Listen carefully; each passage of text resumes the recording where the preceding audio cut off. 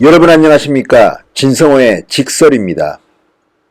대한민국 경제가 가라앉고 있습니다. 그런데 문재인 대통령과 정부 여당은 모르고 있는 것 같습니다. 아니면 알면서도 애서 외면하는 건가요? 박지원 의원이 어제 글을 하나 올렸습니다. 정부 여당의 아주 아픈 내용을 담고 있습니다. 박지원 민주평화당 의원은 6일 쓰나미가 오고 있다는 글을 하나 올렸습니다. 자, 특히 경제는 자영업자, 중소기업인, 알바생은 붕괴되었지만 정부는 경제 지표가 좋다 합니다. 박지원은 말합니다. 7년 만에 경상수지 적자 6억 6,480만 달러 적자를 기록했고 수출 마이너스 6.2%, 수입 플러스 1.8%, 상품 수지 적자 41% 감소 등등 기록. 그러며 1분기 경제성장 마이너스 0.4%, 연속 6개월 수출이 감소하고 있습니다. 보도가 딴 나라 지표인지 정부는 지표 수치가 좋다니 알다가도 모를 일이다. IMF 직전 우리 경제 펀드멘탈 좋다고 하다가 IMF 받아들인 기억이 떠나지 않으니 제가 잘못하는 국민인가요? 정부가 잘못 경제를 진단하는 건가요? 바보야, 문제는 경제야. 이렇게 문재인 정부를 비판했습니다. 자, 오죽하면 박지원 의원이, 범여권이라고 불리는 박지원 의원이 문재인 정권의 경제를 비판했겠습니까? 그런데 실제 심각합니다. 얼마 전 블룸버그 통신, 미국 경제 전문 매체 블룸버그가 이런 제목의 기사를 보도했습니다. 가라앉고 있는 한국 경제에 삼성이 경보음을 울렸다. 가라앉고 있는 한국 경제에 삼성이 경보음을 울렸다. 자, 한국의 부진한 경제 상황, 그리고 이재용 삼성전자 부회장이 지난 1일 반도체 사장단 긴급회의를 소집했다는 내용을 담았습니다. 경영계에서는 1997년 외환위기가 떠오른다는 반응까지 나옵니다.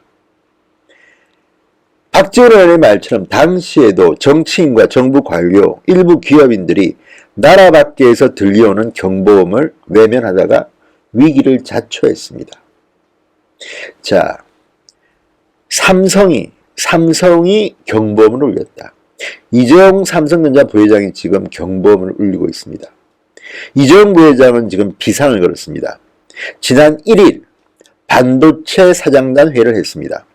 그리고 TV, 스마트폰, 통신 장비 등 주요 사업부 핵심 경영진과 주말마다 연쇄 미팅을 가진답니다.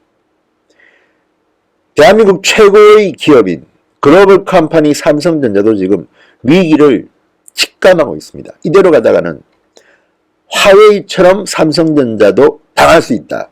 이런 위기의식이 이재용에게는 있는 것 같습니다.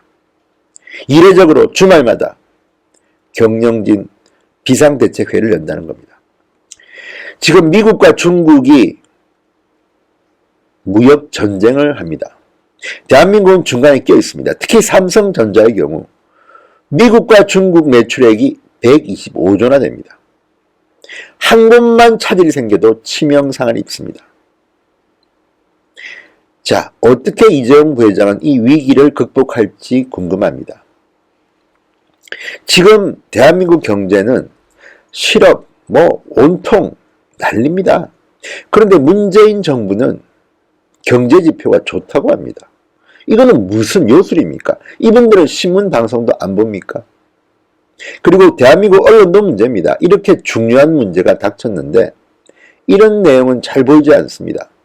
무슨 막말을 했다, 뭘 했다, 헝가리, 유람선 비극 다 중요합니다만 지금 대한민국 경제가 이렇게 간다면 정말 IMF 이상의 위기가 올 수도 있습니다. 현대 기아차는 또 어떻습니까?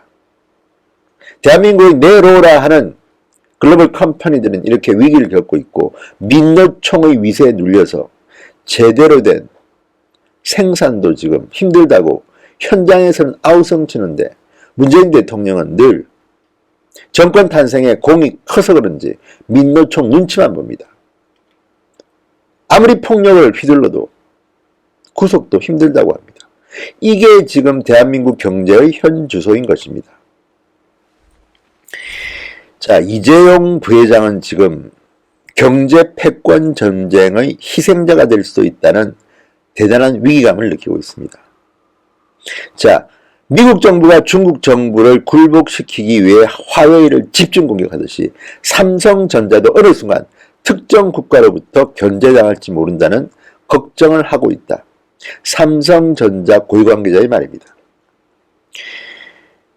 자, 이재용 부회장은 지금 사면 초과라는 것을 느끼고 있습니다. 미국, 중국의 분쟁 강도가 점점 세지고 기간도 길어지면 단기간적으로는 삼성전자가 화웨이의 자리를 차지하고 일시적으로 이익을 얻을지 모르지만 장기적으로는 굉장히 불안정합니다. 어떤 일이 벌어질지 모릅니다. 해리스 미국 대사는 특정 전자회사를, 특정 통신회사를 꼭 집어서 지적을 합니다. 화웨이 장비 잘못 쓰면 큰일 난다. 자, 이런 상황에서 잘못하면 대한민국의 대표적인 기업 몇 군데가 희생당할 수도 있습니다. 이런 위기를 삼성전자는 느끼고 있는 것 같습니다. 자, 2016년 여러분 기억하시죠? 사드 배치에 반발한 중국 정부 때문에 경제 보복을 당했습니다. 롯데, 신세계 등 주로 그때는 유통업들이 당했습니다. 중국 사업을 접었습니다. 지금은 어떤 쪽이 당할지 모릅니다. 자, 지난해 삼성전자 매출은 244조 원입니다. 이 중에 미국이 33.5%, 중국이 17.7%입니다. 반 이상이 미국과 중국입니다. 회사 영업이익은 더합니다. 반도체 부문 회사 영업이익의 4분의 3인데 미국과 중국 사업 비중이 75%를 웃돕니다. 위기의식이 당연히 생겨야죠. 이재용은 이런 위기 사장단 회의를 외부에 그대로 공개했습니다. 발언 내용도 공개했습니다. 정부 들어가는 이야기겠죠. 정치인들 들어가는 이야기겠죠. 그런데도 지금 우리 정부가 과연 기민하게 움직이고 있는지 의문입니다. 더욱이나 지금 위기는, 삼성전자의 위기는 다른 곳에 있습니다. 삼성의 중장기 전략을 짜야 할 컨트롤타워, 사업지원 태스크포스의 주요 경영진들은 지금 검찰 수사를 받고 있습니다. 물론 삼성전자나 이재용 부회장이 잘못했다면 처벌은 받아야겠지만 지금 이 국제 경제 전쟁에서 경영진이 제 역할을 하기가 힘든 구조입니다. 한국 경제를 향해 밀려오는 저 파고를 어떻게 해칠지, 사실 이것을 정답을 누가 제시하기는 힘듭니다. 이재용 부회장도 노력을 하고 있지만 해법을 갖고 있지는 않습니다. 기업과 정부와 정치인과 국민들 모두 똘똘 뭉쳐야만 할 수 있는 일입니다. 그런데 지금 정부가, 대통령이, 경제부총리가 이런 심각성을 제대로 알고 있을까요? 감추기에 급급합니다. 경제지표가 나쁘지 않다는 것은 무슨 말입니까? 병은 있는 대로 드러내야지 치료를 할 수가 있습니다. 이재용 부회장이 경고음을 울렸습니다. 문재인 대통령은 답하시기 바랍니다. 진성호의 직설이었습니다. 여러분 감사합니다. 그리고 혹시 이 방송 시청자 여러분들 중에서 진성호 방송에 구독을 하지 않으신 분들은 붉은색 구독 버튼을 꼭 눌러주십시오. 구독 버튼은 무료입니다. 진성호 방송은 더 힘이 나서 열심히 하겠습니다. 여러분 고맙습니다.